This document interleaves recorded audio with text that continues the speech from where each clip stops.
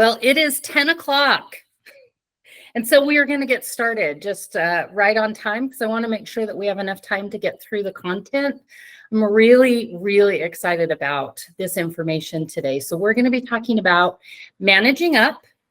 And I'm so glad that you guys are all here. We have a large group, a lot of people registered. We've got a lot that are joining us, and then we also have a lot that are on streaming. So I started not worrying, but I started really thinking about this morning with this large of an audience. And I started going down this negative road of, man, so many people have bad relationships with their bosses. And then I chose to take a different view of it and say, so many people want to have a good relationship with their boss. So I love that you are here today. I love that you will be listening. And my goal, my objective today is I want you to come away with one thing or two things, just something where you can say, man, I can implement that, and then it will make a difference. And then once you implement that, then you can try something else. But I really want you to just come away with something that's going to build that positive relationship with your boss. So before we fully get started, you may have seen already, it's being recorded. We do record these. And for everyone that's registered, we will send out a link to the recording as well as the slide deck. So I'm going to talk about some resources today, and just know that I have all of those linked within the slide deck so that you can go and do more research if you want to. So this is me. I'm Tara Connolly, and I have been a state employee for 27 years, 2 months, and 3 days. I'm not counting. Okay, maybe I kind of am, but I've been around for a long time. I love it. I love where I work. I've been with DHRM for 2 years, and it's such an amazing job. So I'm happy and excited to share everything with you today about managing your boss. And speaking of bosses, my boss, Dan Chase, and he hates when I call him that. So Dan is going to be doing the next off the shelf. We don't have one in July. We take that month off, and so do most of you as well. So our next one will be in August, and I am so excited for this one. It's going to be about understanding and enhancing your org culture and how you as a leader can make those changes and really create an environment that is positive and effective and engaging for your employees. So please sign up for that. Shane will send the link to that in the chat, as well as with the recording of this session, so that you can sign up for that for August. Okay, so let's get started. We are talking about managing up today, and when in managing your boss, building this positive relationship. So when you hear me say the word boss, that is a generic term I'm going to use today to reference whoever you report to. So this could be a supervisor, it could be a manager, a director, any of those types of things. So recognize that, please don't be offended by the use of the word boss. It's really just a generic term. I don't normally use it in trainings, but for this one I am, just to cover everything. Any type of person that you report to, that's your boss. So this webinar is kind of focused a little bit more towards those who are in management and leadership positions currently, but even if you're in it currently or in the future, there will be some things, hopefully, some things you're going to be able to get out of it. So here is a chart. Now, you may have seen some of this in Dan's February off the shelf, which was about getting along with anybody, no matter their personality. And I'm going to link to that as well in the slide deck. So just as to tell you kind of what we're going to talk about, what we're not going to talk about today. So the piece that we're not going to discuss today is the piece in red. We're not going to talk about abusive behavior, illegal behavior, workplace harassment, sexual harassment, any of that kind of thing.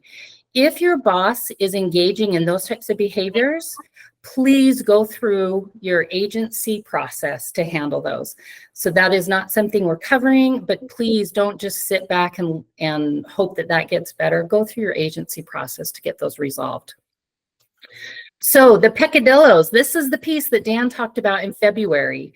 And this, I had never heard this word before. It was so fun. I was like, wow, we make a list, on our team of all of the words that Dan brings up that we don't know. So this is one of them I added to my list. And peccadillos are really just these insignificant, they're unimportant things that really just irritate you. They're just personality quirks, but they really don't rise to the level of things you want to manage up. They're definitely not abusive or illegal behavior, and they're not really uncivil behavior. They're things like my boss talks about his pet bird. My boss talks too much or talks too little. Maybe my boss has horrible cologne or perfume. Maybe they like Vegas nights and I like the Utah Hockey Club. I'm excited for that, just saying. So, I mean, there's all these things that are irritations. And when we're in our personal lives, we kind of just let those things slide with our families, with our coworkers. And so I want you to recognize that these are personality quirks that your boss may have, and they're really not things that we're going to manage up unless they result in this when to take action column. So let's talk about the managing up items. And this is really where we're focusing today. When you have a boss that you're experiencing these types of things, maybe you are feeling super micromanaged. Maybe your boss, you just don't even know how you're going to provide information to your boss. Or you're scared of like, oh gosh, every time I tell him something negative, I get yelled at. Or maybe your boss is taking over your job and doing things and not giving you credit. All of those are things that you want to manage up to. So, and the way you know that this is time to take action is if these things in the far right are happening in the green piece. So if you're losing sleep, if you hate you love what you do, but you hate your job, if that makes sense. You're thinking of changing jobs. Maybe you are this bottom one, silence or violence. Now, violence doesn't mean like punching and hitting. It means like you're just angry and frustrated and you either shut up and don't say anything or you lash out. So if those things are happening, you know that it's time to manage up. It's time to build that relationship. And even if they aren't, it's always beneficial to build a positive relationship.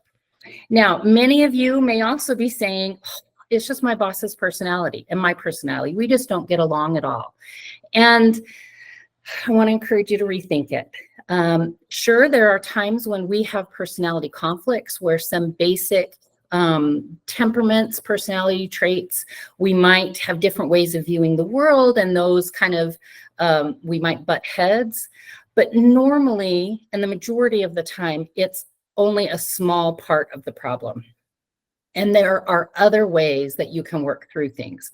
So I want to encourage you to not get stuck in oh, my boss just has a bad personality and we just don't get along. Well, now we need to start working. So let's talk about this umbrella. And I love this image. Oh my gosh, I was so excited when I Googled and found this because it's exactly expressive of what you as a leader, a supervisor, manager, director, this is your role. You are your team's umbrella. You protect them from the storms. And the storms that are coming down, the stresses, the pressure, things from the legislature, things from the feds, things from auditors, things from finance, things from, funding issues and personnel issues, all that kind of stuff starts coming down. And you are there to create this environment where your team can thrive and not be, thunderstorms and, drenched wet because they, got stressed about all the other things. So recognize that you are your team's umbrella. If you are struggling with your boss, chances are your team is too. And that is limiting your ability to support and be that umbrella for your team. So I want to talk about, today we're talking about how can you reduce that stress so that you can be a better support for your team and for yourself, because I don't want you stressed either. That's not going to be healthy. So what is managing up? John Cotter and John Gabaro, who are management and leadership experts from Harvard and MIT, this is their quote on here. Now, I'm going to say this probably 40 times today because I think it's super, super important. When we talk about managing up, we are not talking about manipulation. We're not talking about, they say apple polishing. I use a different word, but apple polishing is nicer. So managing up is really this process of creating a positive, healthy relationship with your boss. So it's a way that will help you get the resources that you need to do your job and help your teams be the best that they can be. So this is, that's what managing up is. And being sincere is key. Please do not.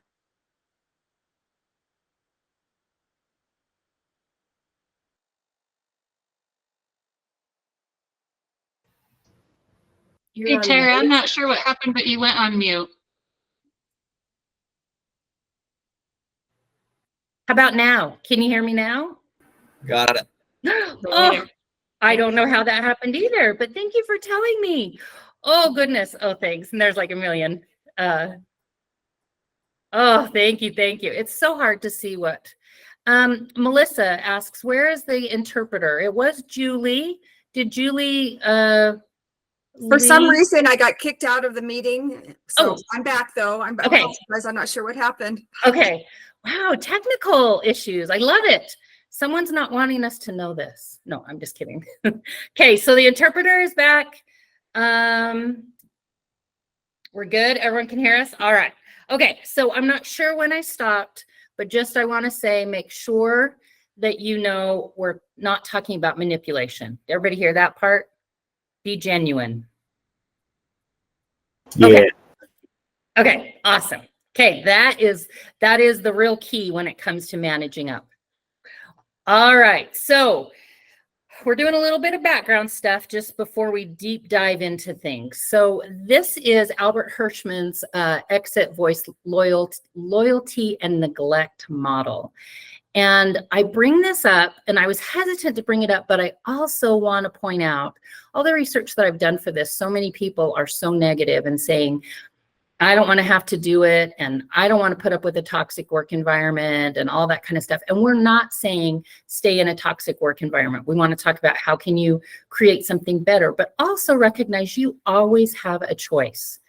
And in this model from Albert Hirschman, he gives 4 choices. These are 4 choices that you have in any scenario, but specifically at work. First one is exit. That's pretty self-explanatory. If you want to quit, you transfer to a different job, you might retire early, you can get out. That is your choice to exit. Now, please don't. Please, let's find ways to work through it because we really don't want to lose you. Just the fact that you're here and wanting to learn and grow and develop this positive relationship with your boss shows that you really want to put in the effort and you're really not ready to exit. But just know, okay, so I'm putting that out there so everyone knows. The other piece of it is neglect. And neglect is, yeah, I am just going to stop doing what I'm doing. I'm going to reduce my effort. I'm going to take extra time off. I'm going to quiet quit is really what this is. I'm being disengaged. So that is destructive, and it's pretty passive as well. Loyalty, which you think sounds good. Loyalty is, hey, you know what? My boss is amazing. I'm just going to keep my head down. I'm just going to keep going and hope that somehow it gets better. I'm just going to stay loyal to the organization and just hope that things change. Well, the problem with that is, unless you speak up, things often do not change. So I really want everybody to focus into this voice area, which is speaking up productively, discussing all of the things that you're struggling with and working through them. So just know that that is your, that's really where I want us to be. You have options, you always have options. And I really want to encourage to go into the voice section. All right, so the next piece of it, people say, why is it my responsibility? It's my boss that sucks. Well, yeah, you know, I get that. I absolutely get that. But this is why it's your responsibility, or this is why it might be your responsibility. Number one, who can you control? I want you to think about that, really think about that. The only person you can control is yourself. A lot of people don't believe that, but you cannot force anybody to do anything. You can create an environment where people might be more engaged. They might choose to be more engaged. They might choose to be more motivated. You can work really hard. And even if you create a negative environment, people will choose to be either negative or positive, right? But you're the one that controls yourself. So that's why we're going to talk today about what can you do. We're not talking about changing your boss. We're just saying, here's some steps that you can take.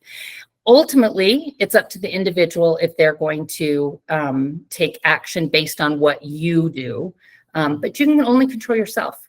The second piece of it is a lot of times managing up is more felt by you than by your boss. Those negative impacts are really impacting you. And so if it's impacting you, I really want you to use your voice. We talked about the four model right before, Albert Hirschman's model. Again, go to the voice piece. Because that can help you decrease and limit some of the negativity that happens when you have a negative relationship with your boss. All right, so the first step in managing up is recognizing this mutual dependency and fallibility between you and your boss.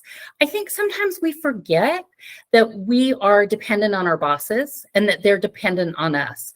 We kind of forget that we need our boss in order to do our jobs well, and they need us in order to do their jobs well. And that's really important to recognize that we're dependent on each other. One thing I want you to think about, have you ever had a boss where they just magically, or maybe you thought they would just magically know what you wanted? Any type of relationship, you just want them to magically know what it is, what your needs are. Well, sure. At times we've had bosses who know what our needs are before we have a chance to voice them. Absolutely, that's true. But to expect that of everybody is unrealistic. A more realistic expectation is to just recognize, hey, your boss wants to help you once they know what it is that you need. So keep that in mind. The other piece is you're fallible, and I hate this. You're both fallible. I always want to blame it all on my boss.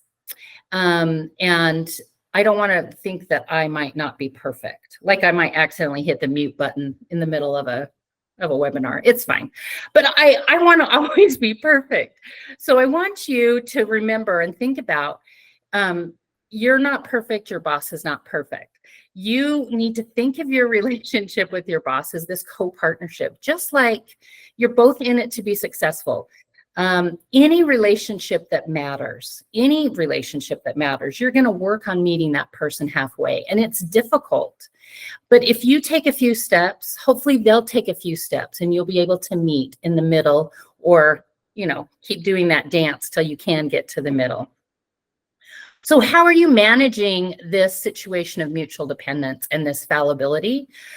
I think it takes realizing and understanding your boss, and understanding your boss has personal and professional objectives and goals.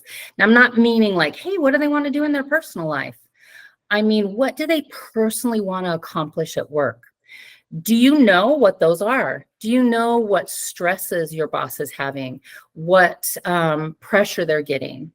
Do you know, recognizing that your boss has those storms brewing above them as well, and your boss is trying to be an umbrella for you, but they're also getting the storms that are coming down? You want to talk to your boss and figure out what those are. Don't just make assumptions, and we're going to talk about how you do that in just a little bit here. And also, I want you to know that this is not something you can do once and you're done. Building a relationship takes effort, and it takes time and consistency. Another piece to think about is you need to understand yourself and understand that you have your own personal and professional objectives, that you've got your work style preferences, that you have a different communication style. I'm seeing some things open in chat, but I don't have full view of my screen. So I think Shane's answering questions in chat. Because I can't see them because I only have a little monitor. So someone has a hand up. I think, I don't know, I can't tell.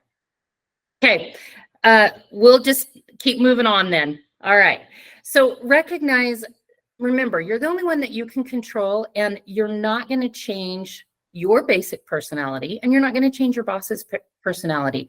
It's just a process of becoming aware of what those things are so that you can create a better and more effective relationship.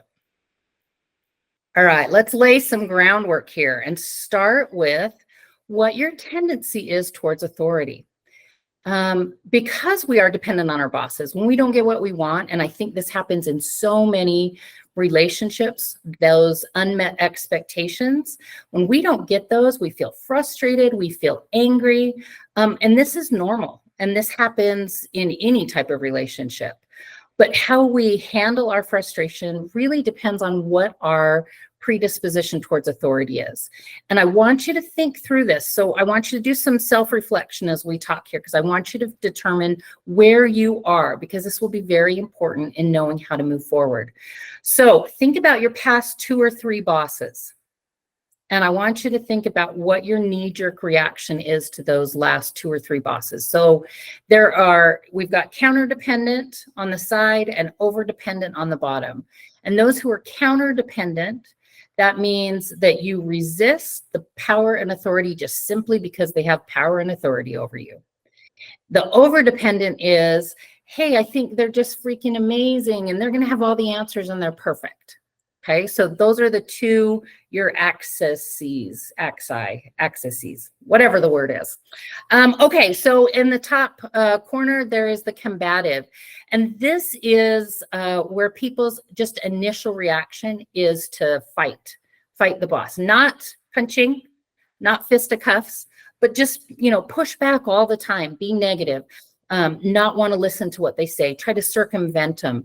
They're really trying to say, hey, this boss is my enemy and I'm gonna fight. So people might not even be aware that they're doing this, and it might be that they are doing it in a more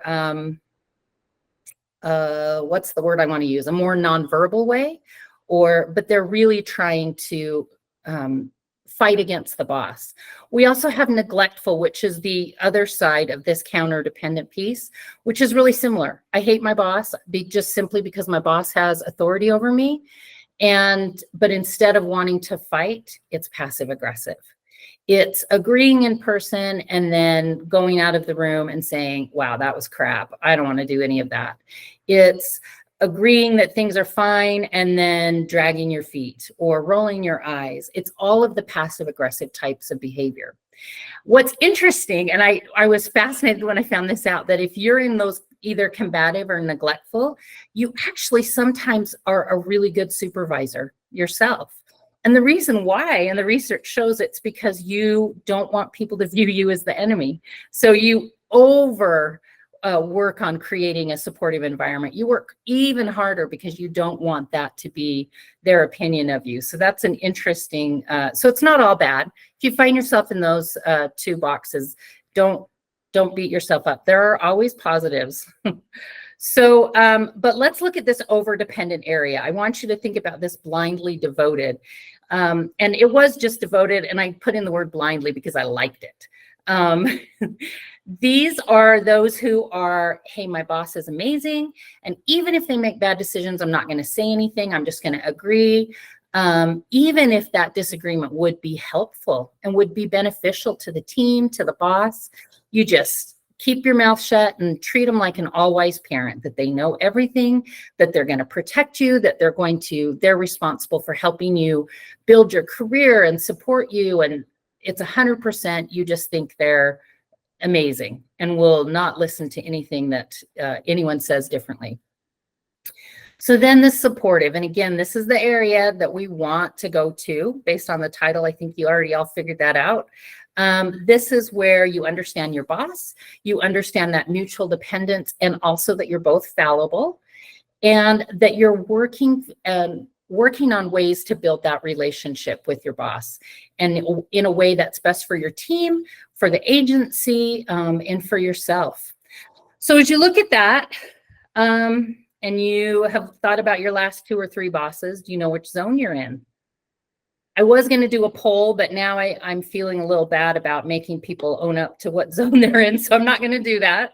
But I just want you to think about, if you're in one of the more over-dependent zones, you may want to reflect on like what your reactions and your overreactions might be when you're working with your boss. And also, if you are in the over-compliance zone, think about, if you are not really confronting those differences, how is that making your relationship with you and your boss more, less effective? So those are just things to consider. Now, a caveat. I don't want anyone to walk away from this and say, well, I can't change that. Well, you're right. It is very difficult to change where you are in these zones, because how you view authority is usually based on your upbringing. It's really probably a core value, and it's something that you have held for many, many, many, many, many years. So I want you to be gentle on yourself and recognize that it is difficult to move. But once you know what that is and where you fit in there, you can then be consciously aware of, okay, so these are the actions I need to take. Maybe I don't want to push back all the time. Maybe I need to be more supportive, those types of things. So I want you to, everything kind of starts with that awareness. All right. Sorry, can I interrupt? Yes. We need to switch interpreters real quick, if that's okay. Yes. Who's the next person? Is it Crystal? Crystal, yes. Okay. Awesome. We'll Thank you. switch over.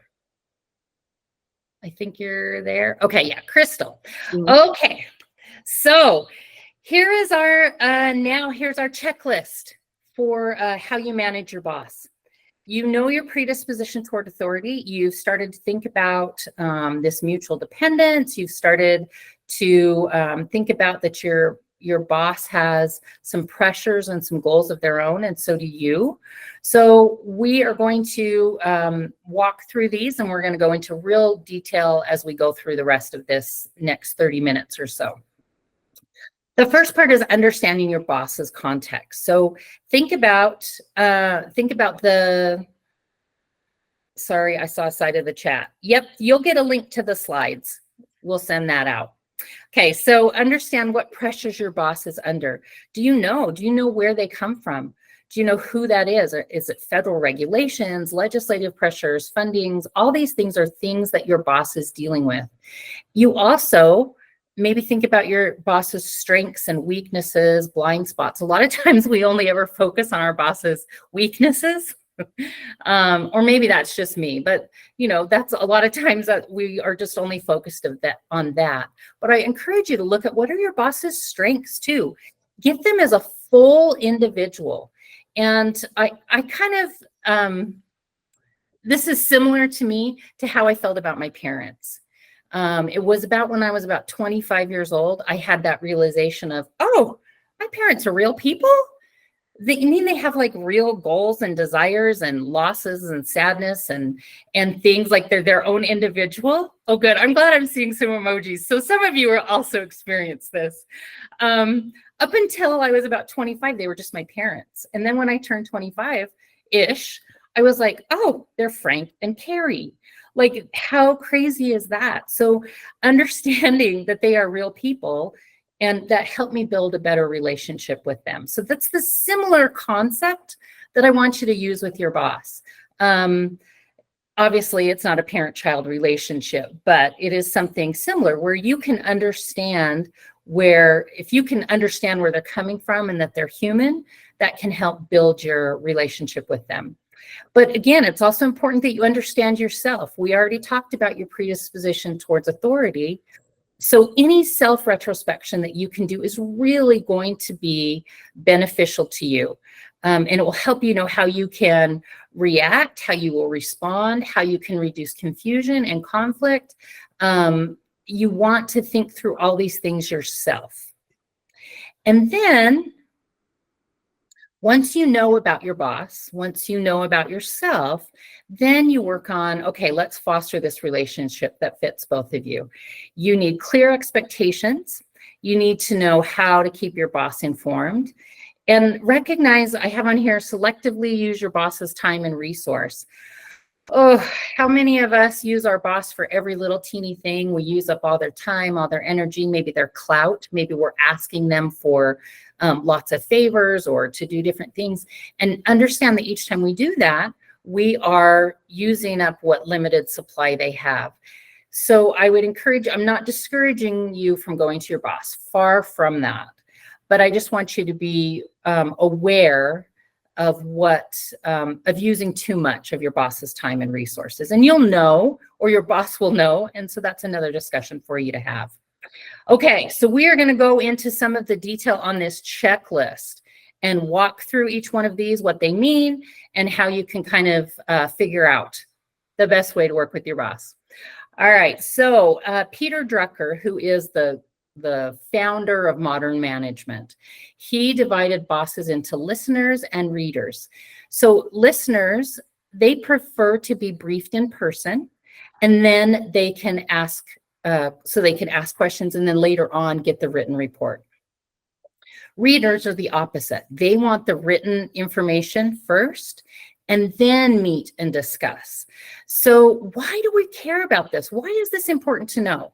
Well, I want to tell you, if your boss is a listener and you're always sending information by email or written report first, you may not be getting the response that you want. Your boss, maybe in that email, they reply to it and they tell you one thing. And then when you meet with them, they completely flip-flop.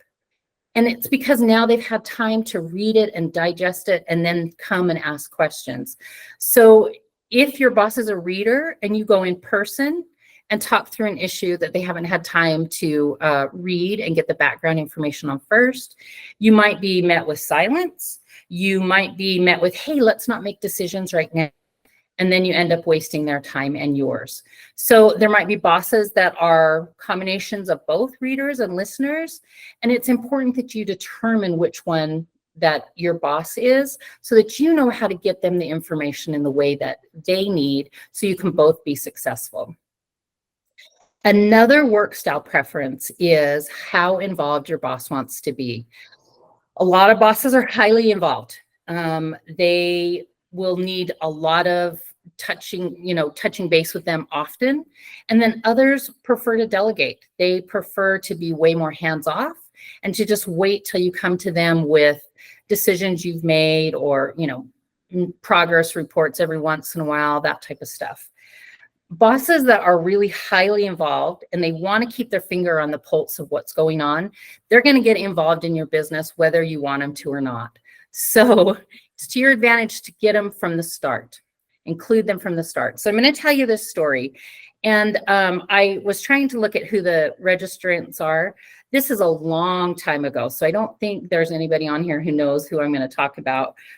This is when many years ago, when I first started with the state, or within the first few years. This person has since retired, but she was a micromanager, just such a micromanager. She was always checking up on me. She'd come by my cubicle and say, hey, what are you working on? How's that going? What decisions have you made? And she would panic thinking that I hadn't considered something or that I wasn't doing something. And it felt to me like she wasn't trusting me, that she wanted to do my job. And I was getting so frustrated. So one day I created this spreadsheet for myself, because I was like, next time she comes to me, I'm going to be able to show her so that I don't have to feel like, like she doesn't trust me, or I'm going to prove to her. Like, it came out of a really negative space. But I created this spreadsheet that was like, here's what I'm working on. Here's decisions I've made, or here's things I'm waiting for. And here's what's going to happen. This is what I've done this week. This is what I'm going to do next week. I had this all put together. So the next time she came to me and was like, okay, tell me about this, I opened up the spreadsheet and showed it to her, and she was ecstatic. She wanted it in the shared drive so that she could check it anytime she wanted. And then I realized at that point, oh, she's not a micromanager. She does trust me. What she is someone who wants to be highly involved because she's passionate about the work. That was a good realization for me. And so I kept that spreadsheet updated. Was it a pain to keep it updated? Absolutely it was. But it was less of a pain than thinking that my boss was a micromanager, didn't trust me, and that I had a negative relationship with her. So sometimes it's worth it to just do the thing that your boss needs you to do in the format that they need it. Another benefit that came of this is our team. I went back to my team that I was supervising at the time and said, hey, this is what happened. If you're working on a project with this person, maybe you want to create something like this, and then so that when she comes asking questions, you have that. So they all started doing that, and we got this really great reputation as being really, really, responsive, and just simply because we were providing things in a way that worked best for our boss. So if on the other hand of this story, let's say my boss was a person that wanted to delegate and that preferred to just only be involved in a very high level, and I created this spreadsheet and I put all this time into it and I shared it with them, they would be really frustrated. They'd be overwhelmed and they'd be like, I don't need all this crap. Maybe all they really want is just an overview, like that 30,000 foot overview of what's going on. So it's really, really beneficial to know what way does your boss want to receive information.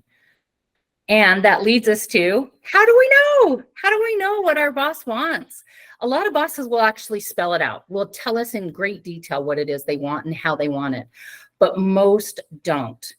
And I don't want you to just sit passively by and assume you know what your boss expects. That's the little coffee mug right there.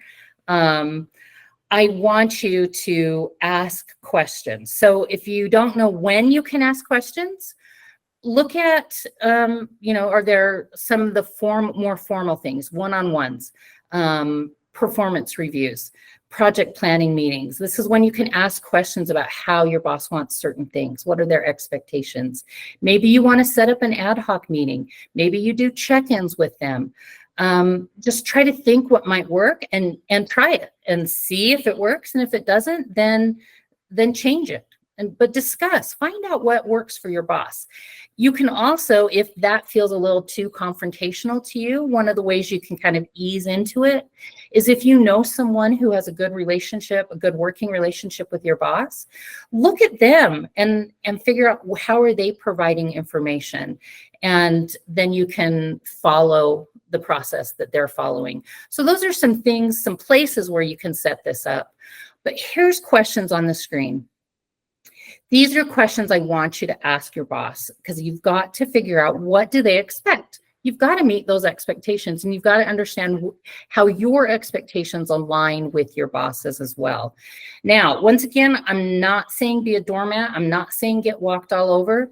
If there's things that don't work for you and your boss has these unrealistic expectations. So for example, if your boss is like, I want a 10-page report every Friday, and you think, well, I'm going to spend all week writing the 10-page report and not getting any work done, it will be beneficial for you to be able to say to your boss, hey, I'm worried that might not be the best use of my time. Is there something else? Can I give you a smaller version of that or whatever? So have that conversation, but you want to follow through with your boss to find out what their expectations are and just not assume you know the answers.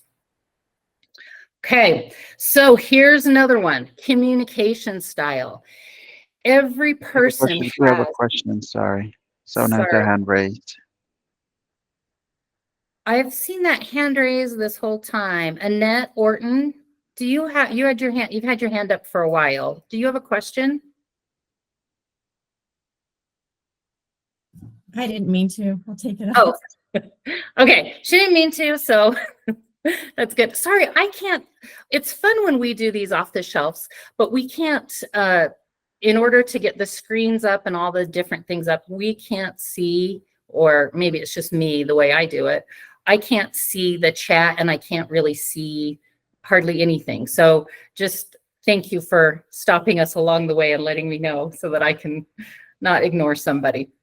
Okay, so back to communication. I'm going to tell you, I have this little image on here from Star Wars, and I'm going to admit something to you. And this is, if you see me in person, you can say this. Okay, so this is the phrase my sister uses for me all the time. I love to talk. I love to communicate. It is probably one of my most favorite things in the world to do, is to talk with somebody and get to know somebody. And I sadly have no filter between my brain and my mouth. And I honestly, I don't understand things until I hear my voice say it out loud. So a lot of times when I'm communicating, it almost comes out like brainstorming all the time. And it's not things I even really realize until they're out there. So I go on all these tangents, and then I come back to the point, and then I do tangents again, then I come back again. So many years ago, when Star Wars first came out, this is how long this has been a joke. My older sister, Danielle, said to me, "These are not the droids that we're looking for. Move along." So that was her way of telling me, like, dude, you got to come back to the point. So these are not the droids you're looking for. That's the key word for me to help me get back to where I'm supposed to be. So same thing, our bosses have different communication style. Maybe they aren't as tangentially, whatever that word is. They don't go on a lot of tangents like I do, but a lot of times we might underestimate what our bosses need to know, or even underestimate what they already do know. We might think they know stuff that they don't know yet. So it's important that we communicate in a way that gives them the information they need, and in the style that they need, that works for them and that works for you. So I've got some questions on there for you. So these are things you can ask your boss, and to get some more communication and to make sure that you're giving them the information in the way that they need. One thing I think people worry about a lot is, I got to give bad news to my boss. And you think, oh, how do I do that? Well, do they want it escalated before you've handled and resolved it? Do they only want to know about things if it's going to go to the governor or to the media? Is this asking your boss, and it's really, if you can ask beforehand, before you actually need it, that's the best way to do it. So here are a few ideas. If you're thinking, man, I can't seem to get enough time with my boss, maybe here's some different ways to communicate. Does your boss arrive early? Does your boss stay late, where maybe there's not a lot of people in the office? If so, come in, maybe see if you can change your schedule so you can get some one-on-one time with them if you need some more time with them. Does your boss walk and get coffee or a drink every morning? Can you walk with them and ask questions and discuss things? Now, only if they want you there. If they're going out to get coffee because they need a break, let them have a break. Does your boss travel a lot? Do they sit in the airport waiting rooms? Can you talk to them while they're waiting somewhere or traveling? Are you in a really big building where they have to walk from their office all the way to another meeting room, and so you can walk with them as they go? So these are some ways or some areas that you can actually find some time to talk with your boss and communicate. I would really encourage you to ask this, how do you like to work question. How do you want to receive information from me? So if you don't ask any of the other questions, just say, how is this working? How can I best get you the information? I was doing executive coaching with a gentleman who worked for a state agency where his employees were not close by. They weren't in an office. Everyone was outstationed, and they were all in vehicles. And so they didn't have their computers in front of them and all that kind of stuff. So when they needed him, they would send him a text. Well, he told me, he's like, I get so sick of it. I hate texts. I don't respond to texts ever. I think it's ridiculous. I don't want to communicate in that way. And I said, well, then what do you want? And he said, well, I want my team to call me. And I said, well, how old are the people you supervise? They were all like, 25 to 35. And I said, guess what? They're probably not going to call. They don't want to talk on the phone. So it was this real divergent, like he didn't want to have texts and they didn't want to have calls. And so they really struggled with that communication. So talk through that with your boss. Ask, what way do they want it? That will be super beneficial and help you to get the information that they need in the format that works for both of you. All right, I'm going to give you a couple examples of communication.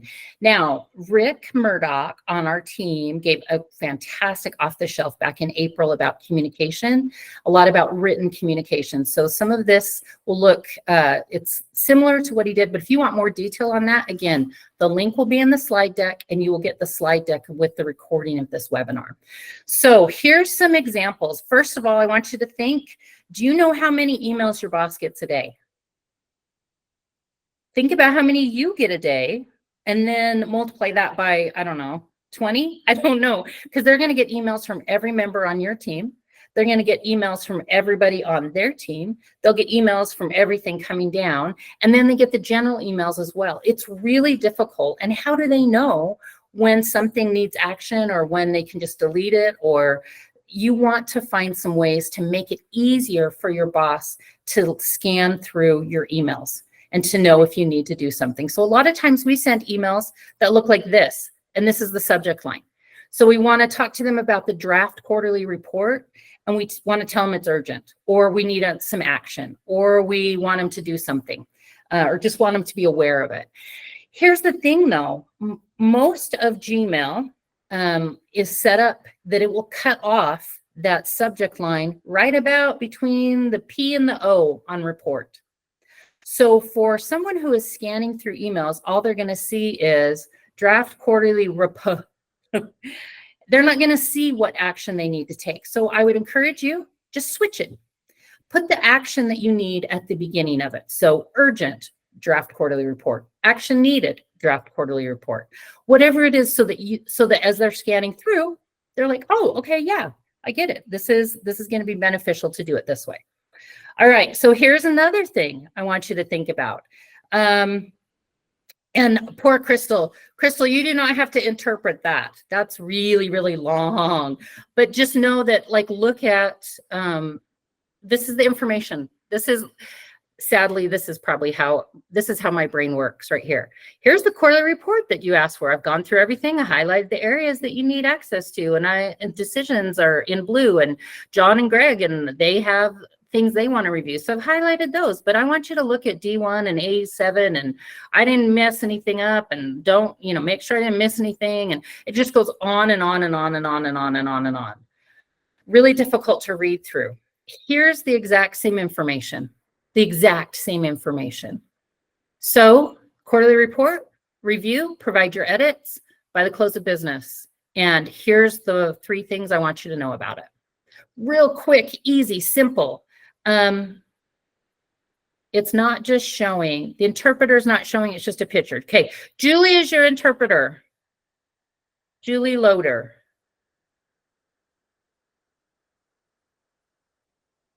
Got her? Okay. All right, hopefully everyone can see. Oh, Crystal is pinned. Looks like I'm pinned. I believe I'm pinned. I see myself on the. I see. Oh, okay. These two. Okay. We can see Julie too. Okay. Wow, there's a lot of technical stuff today. I love it. But I'm really happy that we have interpreters. So thank you. Thank you for the interpreters being here. All right.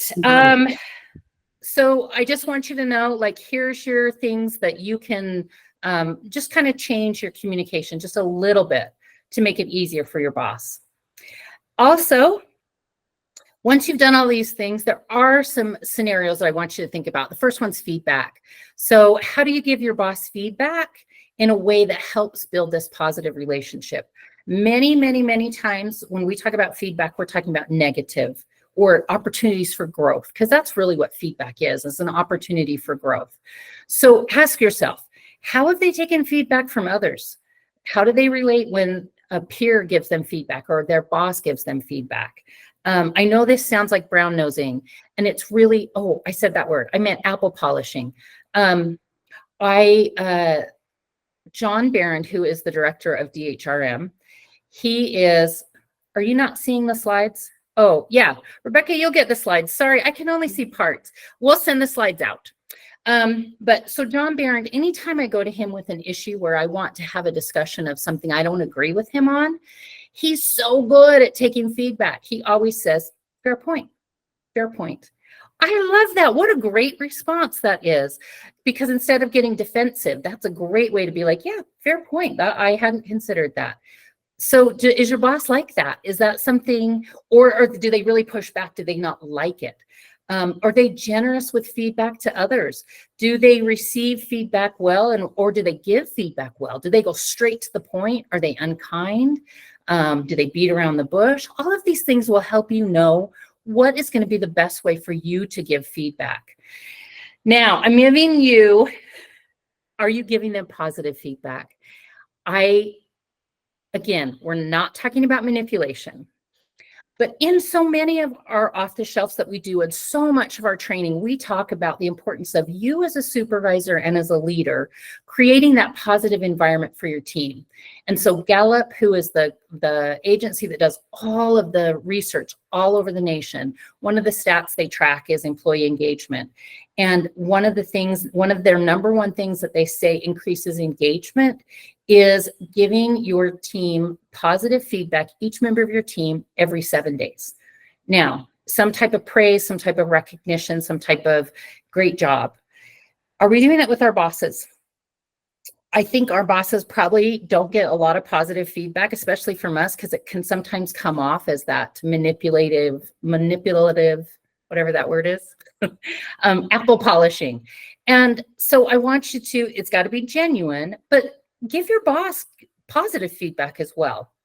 But the reason why I want you to do that is because that will build that trust, that will build engagement, so that when you have to give negative feedback to your boss, you'll already have that base relationship built, so they'll be more open to some of the more negative and growth-based feedback.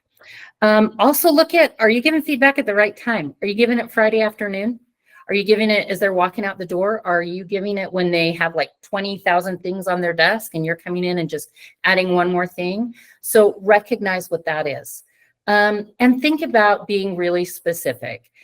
If you want to, like if you're asking them, hey, I want you to review something and it's a 50-page document, but you really only need them to review page 2, well, then they've just wasted like 3 weeks trying to get through all 50 pages when it probably only would have taken them, an hour to just read page 2 and respond to you. So be really specific as much as you can.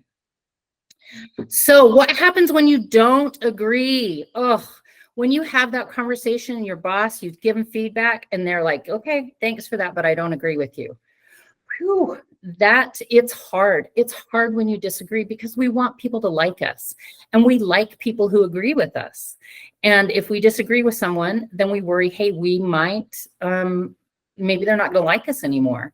So I want you to rethink the concept that when you disagree, you're really, a lot of times we don't want to disagree anyway, that because we overestimate how difficult it's going to be and what the pain is going to be of disagreeing, when really we should be focused on, man, it's actually way worse to not voice it because things are not going to get better. That's the greater risk right there.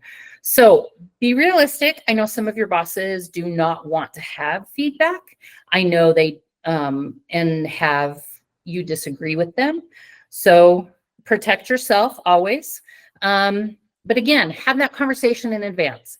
So, hey, if I don't agree with you, how do you want me to tell you that? How can I bring those things to you? You're going to get some information from them so that you'll be able to do that. Ask permission. I know this seems kind of deferential, but just say, I have a different opinion or I have a different perspective. Would it be okay if I share it right now? And then when they say yes, then they've given you permission to disagree with them. So that's another way to do it. And being clear. When you're clear, so instead of saying, man, your decision is crap and you're going to ruin this agency and it's so bad and like all the negative things, take out all those adjectives, take out all the things that are describing all the negative pieces and come back with facts. I'm concerned about this. We've tried this before. We did get an audit finding. So can we talk about what the risks might be? So you're not laying blame. You are just saying, hey, I want our team to be successful. I want everything to be successful. This is super important to do, especially if you have an insecure boss. An insecure boss will think that you are trying to make them look bad. They might think that you are trying to just do it because you want to look good. So make sure that you're explaining to them, hey, my intention is really, I'm passionate about this job. I'm passionate about our team. I really want to make this work. Again, genuinely and not manipulative. Whatever. Genuine. Okay, so we are rolling down into the last few slides here. I'm looking at the time, so I'm making sure I want to get through these. Here is some more specific situation. There may be times when your boss doesn't invite you to meetings or takes credit for your work. Oh, I hate that. Hate that. So first of all, give the benefit of the doubt, right? Remember our checklist. We know our boss has lots of different pressures and different stresses. It's possible they just missed the invitation or they thought that you would just attend the meeting. But if it's something that continues and it's something that happens frequently, then it's probably time to discuss it with your boss. It's not going to resolve itself on its own. If you're worried about how to talk about difficult conversations, how to have difficult conversations, I'm including a link in the slide deck to an off-the-shelf called Box Stock Talk from 2020. And that's how do you have difficult conversations. So just know that that's in there because we don't have time to really dig deep into any of that. But I would encourage you when you are saying things like this to your boss, like, hey, I am so excited about this project. I would love to be there when it's being presented because I want to see how people receive the end result or whatever it might be. Share your enthusiasm. And that's one way to help get you, rather than just saying, hey, look at how great I am, look at my great ideas. You're saying, I'm excited to see how this goes. Another piece is if your boss is kind of hands off and doesn't give you much guidance or support, find the project, the newest shiny thing that they're excited about. And then you can, when you're in that meeting with them, say, hey, you know what? I love that we're excited about this. And I know this is your number one priority. I have a couple things I'm still waiting on you from. Is there someone else you'd rather have me work with? And then this gives them, not only does it let them know that there are, that you're waiting on things, but also gives you time to, gives them the opportunity to send you to somebody else. And I want to, wow, we have 3 minutes. Woo! Okay, your boss is incompetent. That's the final one on here. First of all, make sure if they really are. You don't want to just assume. Sometimes we forget about those pressures and we just think they're incompetent. And I really want you to try and see, is there something else that's going on? Is their boss giving them different, telling them one thing and then telling them something different the next day? And so it appears that they're incompetent. You want to check with people that you trust and say, hey, what do you think about, how did that meeting go? What do you think about the work that our team is doing? And just hear if they are having similar experiences.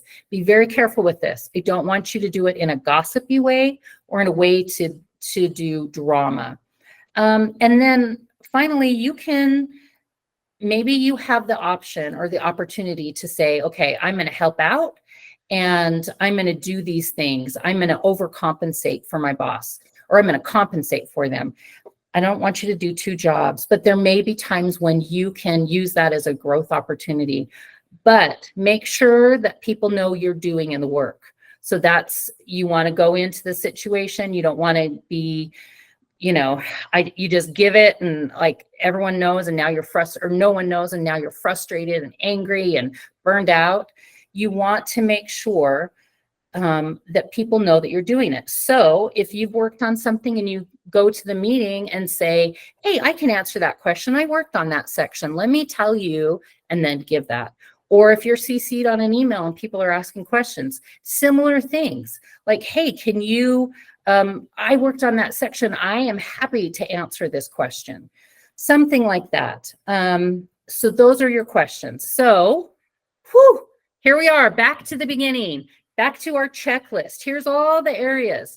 I really, really want you to take a look at this checklist and find one thing that you can do. What is one thing that you can do to improve that relationship? And again, being sincere and creating a genuine positive relationship where you can all, you, your team, and your boss, your agency can thrive. So thank you so much for being with us today. I want to one more time remind you of the August off the shelf. We're not having one in July. We'll have one in August. We'll send this recording out with links to the slide deck, and you'll be able to get everything. So thank you, thank you, thank you for coming. Whew, an hour. We did it. Thanks you guys so much. Have a good one.